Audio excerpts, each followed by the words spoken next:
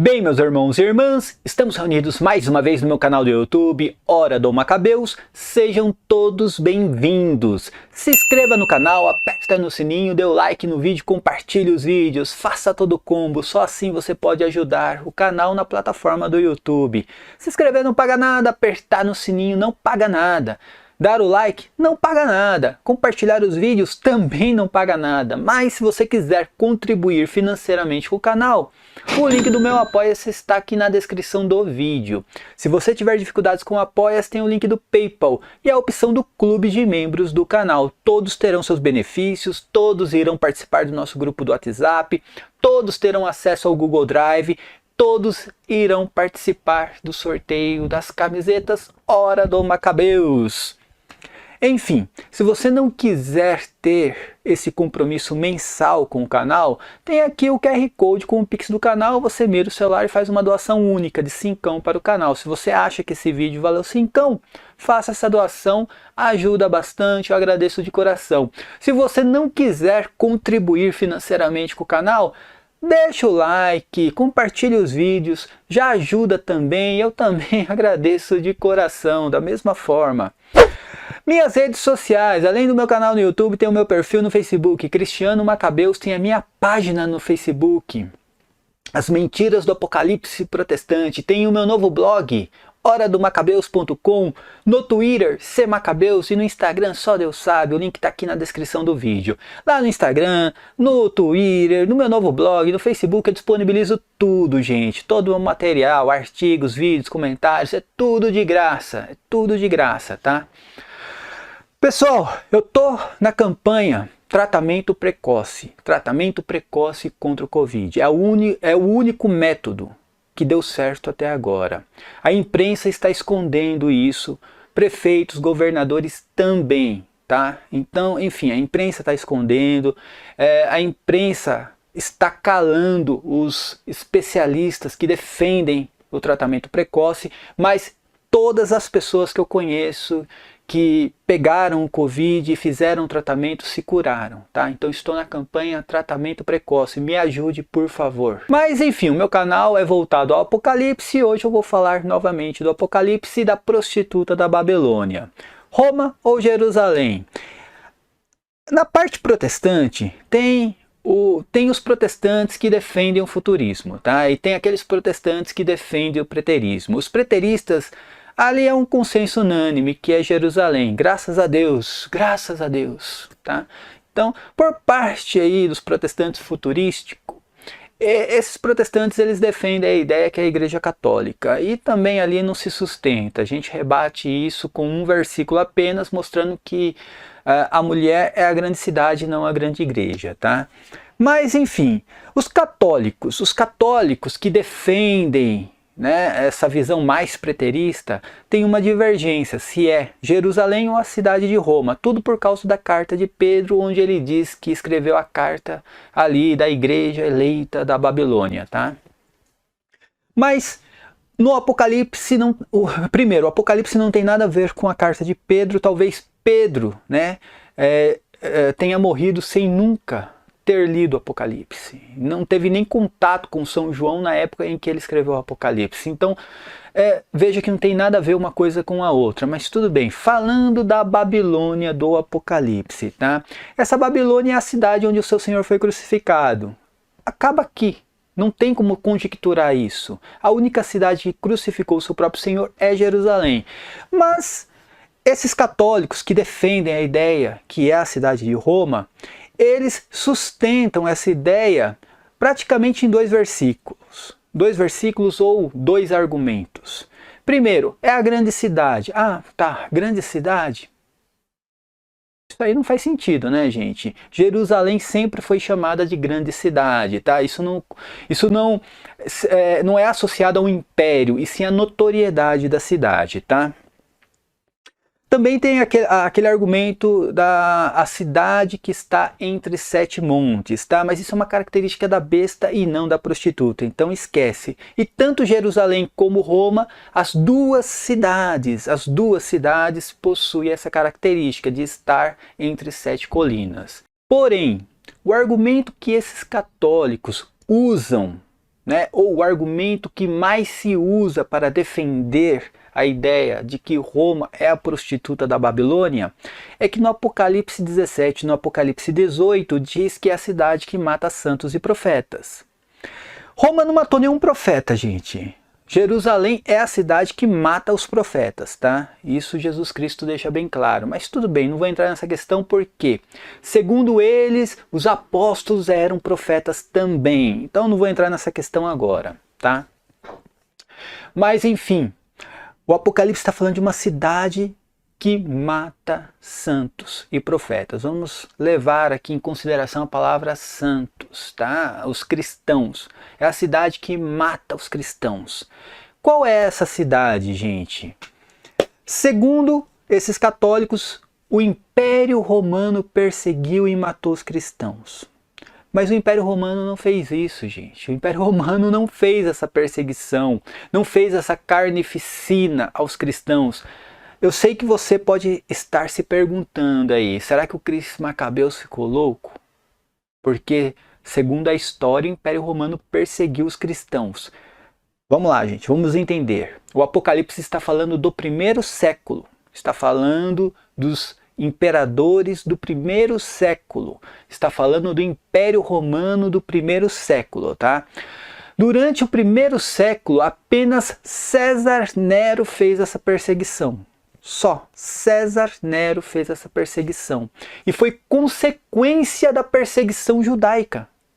Entenda, essa perseguição que Nero fez foi apenas um imperador. Ah, mas Domiciano fez uma perseguição aos cristãos. Sim, só que Domiciano fez uma perseguição praticamente no final do primeiro século e já era a terceira geração de discípulos. Não era mais a primeira geração, e sim a terceira geração de discípulos, tá? Então praticamente não corresponde essa perseguição do Apocalipse, que foi narrado no Apocalipse, tá? Mas enfim, apenas Nero fez isso. Não foi o Império Romano, o Império Romano não estava voltado para os cristãos ou contra os cristãos. Tá? O objetivo do Império Romano era outro. Agora vamos falar de Jerusalém. Jerusalém perseguiu os cristãos desde o primeiro momento, até a destruição do templo e depois da destruição do templo também. Jerusalém sempre perseguiu os cristãos, além de ter matado os profetas. E olha que interessante. Os evangelhos narram apenas a perseguição judaica.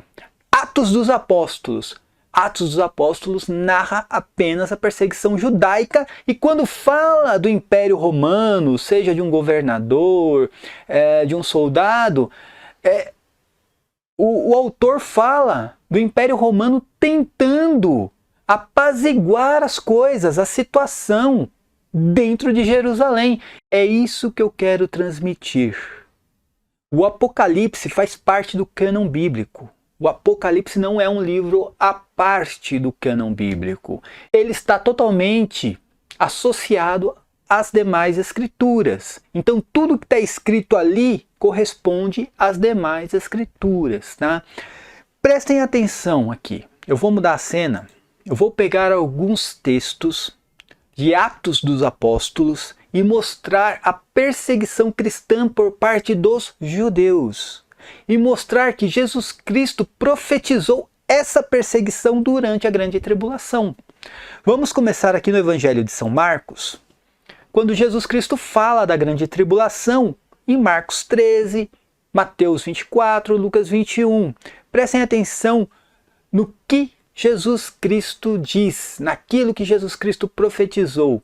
Prestem atenção. Cuidai de vós mesmos. Sereis arrastados diante dos tribunais e açoitados nas sinagogas, e comparecereis diante dos governadores e reis por minha causa, para dar testemunho de mim diante deles. Jesus Cristo está narrando o que aqui? Uma perseguição por parte da sinagoga, por parte dos judeus. Jesus Cristo já está falando do castigo que Jerusalém iria receber, a destruição do templo. Está falando que durante essa tribulação, os judeus iriam perseguir os cristãos. Mas vamos continuar aqui porque é interessante, tudo isso se cumpriu. Vamos falar do grande conselho, tá? O grande conselho formado ali por Anás, Caifás, enfim, toda aquela elite religiosa de Israel.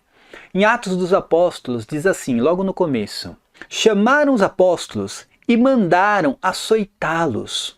Ordenaram-lhe então que não pregassem mais em nome de Jesus. O que Jesus Cristo profetizou em Marcos? Cuidai de vós mesmos, sereis arrastados diante dos tribunais e açoitados nas sinagogas. O que está escrito em Atos dos Apóstolos? Chamaram os apóstolos e mandaram açoitá-los. É exatamente o que Jesus Cristo profetizou, mas não parou por aí.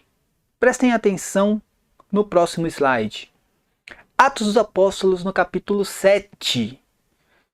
Isso aqui é interessante, gente. Que foi o martírio de Santo Estevão. O que diz o texto? Ao ouvir tais palavras, o discurso de Santo Estevão, esbravejaram de raiva e rangiam os dentes contra ele. Mas, cheio do Espírito Santo, Estevão olhou para o céu e viu a glória de Deus e Jesus Cristo de pé à direita de Deus. Naquele momento, o que Santo Estevão viu? Jesus Cristo no céu. Aí todo mundo entrou num surto psicótico. E aí, o que acontece? Lançaram-no fora da cidade, começaram a apedrejá-lo. As testemunhas despuseram os seus mantos aos pés de um moço chamado Saulo e apedrejavam Estevão. E ali Santo Estevão morreu, tá? Mas é interessante isso aqui porque citou Saulo. E depois que isso aconteceu, prestem atenção. Não parou não a perseguição. Lá em Atos, no capítulo 8, diz assim: e também Saulo, depois da morte de Estevão, gente, consentiu na morte dele, Estevão. E aconteceu naquele dia uma grande perseguição contra a igreja que estava em Jerusalém. Olha a perseguição, gente. A perseguição não parava. E todos foram dispersos pelas terras da Judéia e de Samaria, exceto os apóstolos. Prestem atenção. A perseguição já começa depois da ressurreição de Cristo, quando a igreja dá início à pregação do evangelho. Vem a morte de Santo Estevão e essa perseguição depois da morte de Santo Estevão. Antes da morte de Santo Estevão, os apóstolos foram perseguidos, mas não parou. Depois da morte de Santo Estevão, vem essa perseguição, os discípulos foram dispersos, os apóstolos continuaram em Jerusalém, mas os discípulos deram no pé. E prestem atenção aqui, gente. Vem o reinado de Herodes Agripa I. Olha o que acontece. Atos dos Apóstolos, capítulo 12.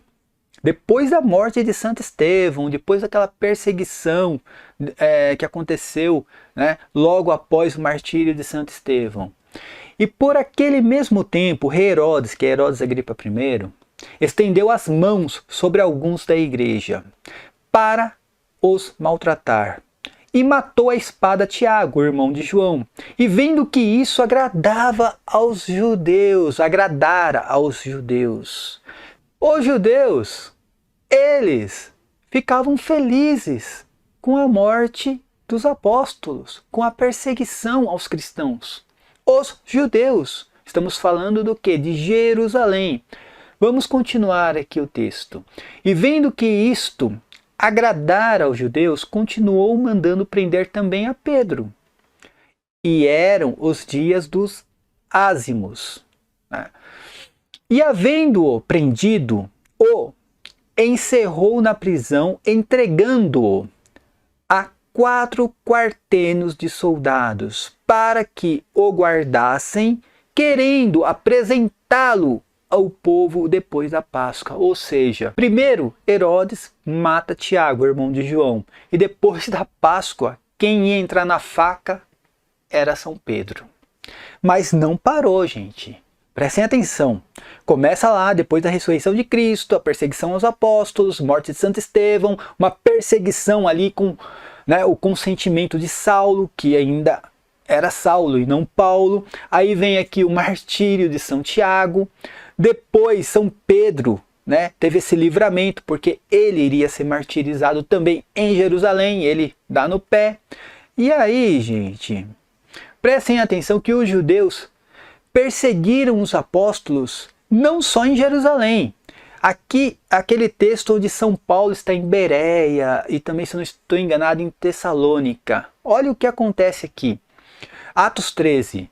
Mas os judeus, olha só, os judeus incitaram algumas mulheres religiosas e honestas e os principais da cidade e levantaram perseguição contra Paulo e Barnabé e os lançaram fora dos seus termos.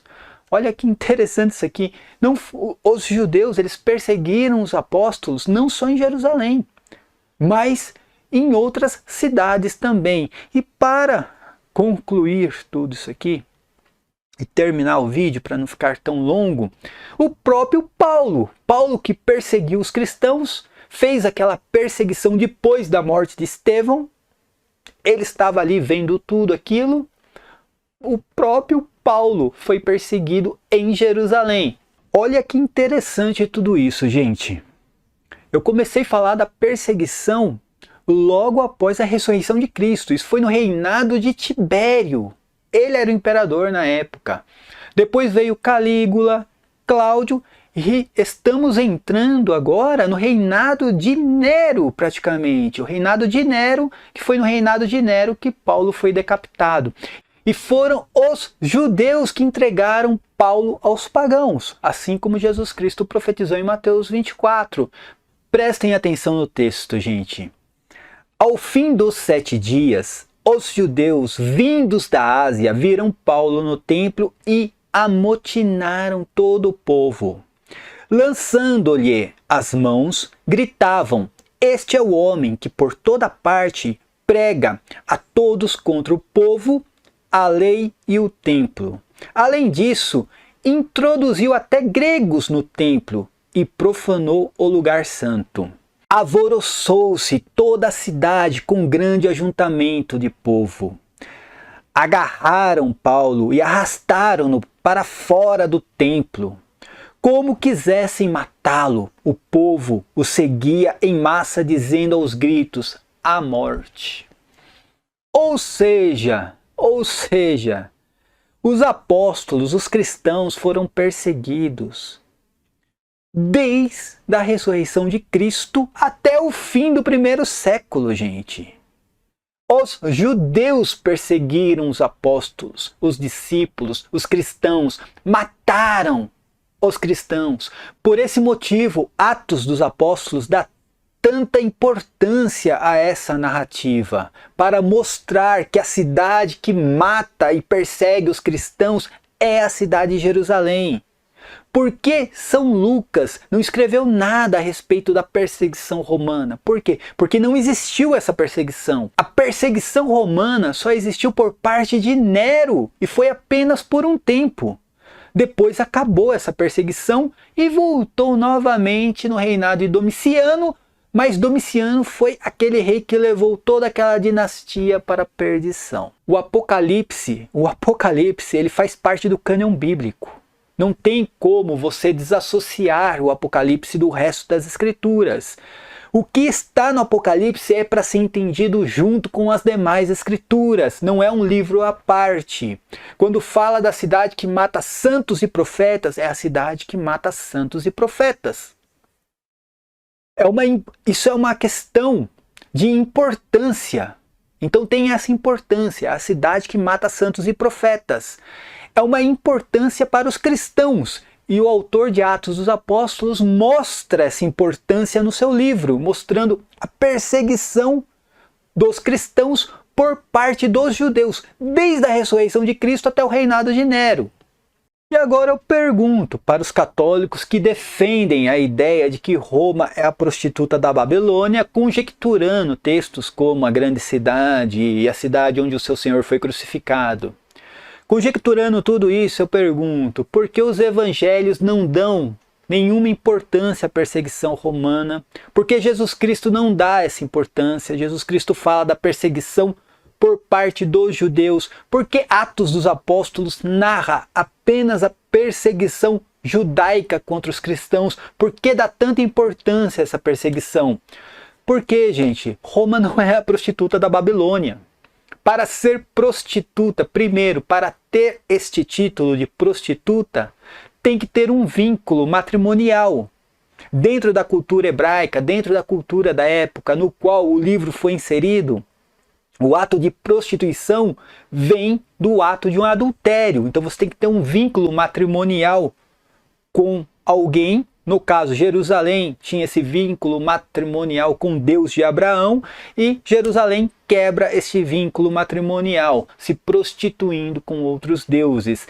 Roma não tem como ser prostituta, gente. Roma não tinha vínculo matrimonial com o Deus de Israel. Entenda, você católico, você que ainda está pregando este absurdo que é a cidade de Roma, Roma não tinha vínculo matrimonial com um Deus único. Dentro do Império Romano, era a religião deles adorar vários deuses além do imperador. Não tinha esse vínculo matrimonial com um Deus único. Era a religião deles. Isso não era prostituição. Não faz sentido chamar Roma de prostituta. Não existe uma parte em Atos dos Apóstolos no qual o autor dá importância à perseguição por parte do Império Romano. Não, só se dá importância por parte da cidade que tinha um vínculo matrimonial com Deus de Abraão, quebrou esse vínculo se prostituindo com outros deuses e perseguiu, desde o momento da ressurreição de Cristo, os cristãos, a igreja. É simples, a prostituta da Babilônia é Jerusalém. Pronto, acabou. Pessoal, por favor, não se esqueça da campanha Tratamento Precoce contra o Coronavírus. Por favor, me ajude nessa campanha. Se inscreva no canal, aperta no sininho, dê o like no vídeo, compartilhe os vídeos do canal. Me ajuda, por favor. Paz e bem a todos, até a próxima. Amém.